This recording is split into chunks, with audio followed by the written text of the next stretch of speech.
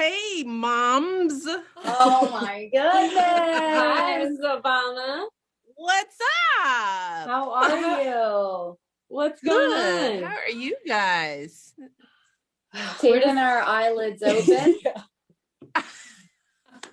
Trying to sleep so when the baby I sleeps. hear, yeah. How old is the babe? She's 3 weeks. Yeah, 3 weeks. Thursday. Almost Oh, 3 weeks. Yeah. Oh yeah, you guys are not sleeping. No. But we're enjoying Yeah. every minute of it. She That is such a little peanut. Awesome. She's amazing. She's an angel. Where is she? Well, where is she? I mean, it's like you guys are cute, but where's your peanut? What'd you do with She's her? napping. She's napping. She's napping. Okay, That's why I it's get really it. I get you're like, yeah. all right, we'll get this Yeah. done because when she wakes up, you guys are done. Oh, Exactly. She's gonna wake up and freak. She's gonna be like, "Oh my god, how did I miss this?" I know, it's such Like an Michelle honor. Obama? To... Yeah. She's Yeah, gonna be right. like, "Oh, so what? Was I chopped liver?" Well, we were Thank so you bummed after the World Cup that we didn't get to see you at the White House that Yeah, day. I So now know. we're so happy to finally see you and meet you. So thank you. This is better. We could talk more. In the White House, Yeah. you'd Yeah, be like, that's oh, true. hug. Then you move on.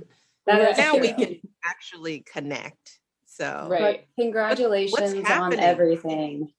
oh my gosh, you as well. But I'm excited to be with you guys. I just haven't talked to people other than my family in so long. Oh, same. I know. Yeah, I know, same. Zan. Just like I can't We'll get wait till there, I can though. be with people.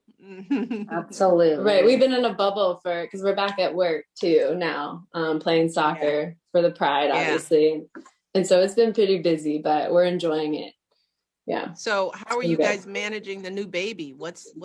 How are you balancing that?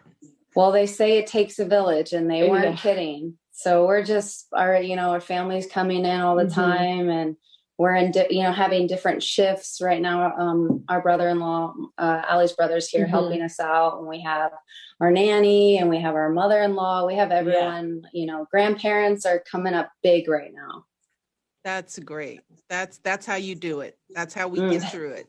So I'm glad Really? you guys have a big village. Yeah. And speaking of that, we wanted to ask you, Which dives dives right into our question. Yeah. We and we know you talked a lot about this in your book, actually, about working and parenting and the energy that it takes to do both. And we knew the pandemic has further exposed the dual roles women play in mothering and building their careers. So how did you balance your role as First Lady and a mother without feeling overwhelmed? And what advice would you have for new mothers like us on how to not lose themselves in the midst of wanting a career, but also having a beautiful family? Yeah. Well, good timing for this one, right? Yeah, right. Right now, just from our brief chat, it sounds like you're on the right track because you're building that village for yourselves. And I think modern day families, I read one study that shows like one of the challenges that families are facing is that the extended family notion has kind of fallen apart because people are moving because of jobs, careers, people are more transient.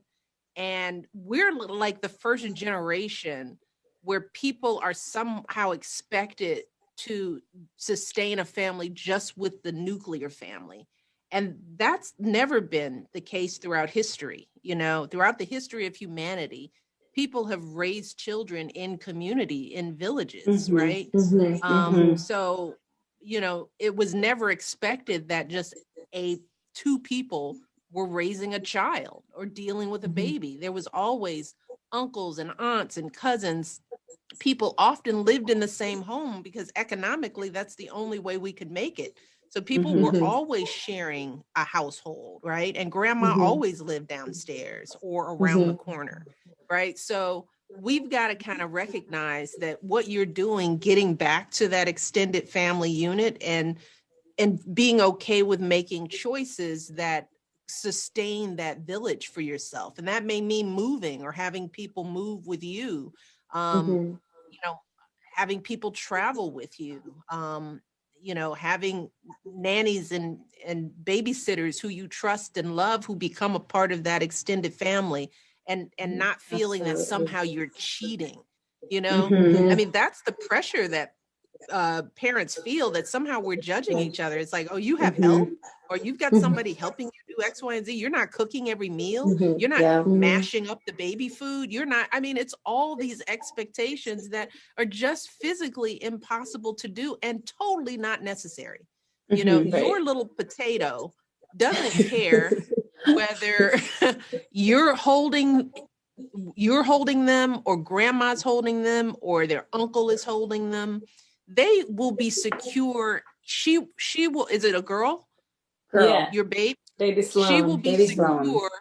Sloan will be secure in her love for you because of your consistency, not because of the amount of stuff that you do or what your job is or how hard you work. Kids adapt, you know, and I had to learn that, because one of the things I was the most worried about when we came to the White House was that I'm moving my kids into this new house and this whole new situation. We've lived in the same town all their lives. They've had the same friends. What's going to happen? I was more freaked out about that than I was about my husband actually being president. I was like, he'll be fine. You know, he's going to do it. He wanted to do it. He'll be good at it. He's smart, whatever. What about my kids? Right. Yeah. And lo and behold, what did I find out? That a house is a house is a house. They, you know, they could have been in the White House, in the green house, in the black house, as long as we were there. And they knew we loved them, you know. When we would go off on trips, they'd come back. They were still in love with us. They were still fine because grandma was there, and their routines became the same. So I want you guys to just start alleviating that pressure from yourselves. You are not cheating because you have a big, bold, wonderful community supporting you. And Sloan is going to benefit from knowing that so many people love her, that, you know, no matter what you guys are doing or where you're traveling, her routine is the same. It's just grandma pops in or uncle pops in, or they're coming back. They always do. They may be traveling, but they're this is what we do. My mommies are on TV playing soccer. So, but they're coming back. And in the meantime, I'm having lunch with my favorite uncle or aunt, you know? So I just want to give you guys the permission to know that, you know, it's the amount of love in your heart. It's not the amount of money you make or your job. Your kids don't care. And it sounds like you're doing that. So just keep it up. Keep it up. Well, thank you. Yeah. And we also wanted to say thank you for, you know, showing and helping us see that we can be incredible athletes and incredible moms. So you've really paved the way, and, you know, the book has been incredible, and we couldn't, you know, thank you so much for taking the time today. And we just love you. Yeah. We're such big fans of you and the family. Well, I want to thank you all for living your life out loud. You are expanding the definition of what it means to be a woman and a girl in this world, what it means to be loved, what a family looks like, you know, and that's what we know. Family looks like everything, you know, it's where the love is. So thank you for being those role models for us, being strong, smart, caring women, and just take care of each other, right? That's the thing you don't want to lose sight of, right? Because, and let me say, it's hard. There will be periods of time when Sloan will dominate, and you'll look up at each other and be like, well, what happened to her? You know, or I'm a little weird.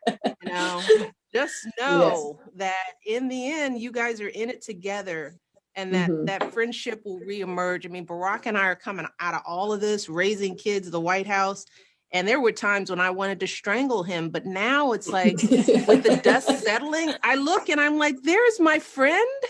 There he is. You didn't go anywhere. We were just too busy to see each other in it. So don't lose that, because these are the tough times for a couple, right? Absolutely. Right? Because now this is your first real joint project, right? Before you could live your own lives separately, right? You can come back together.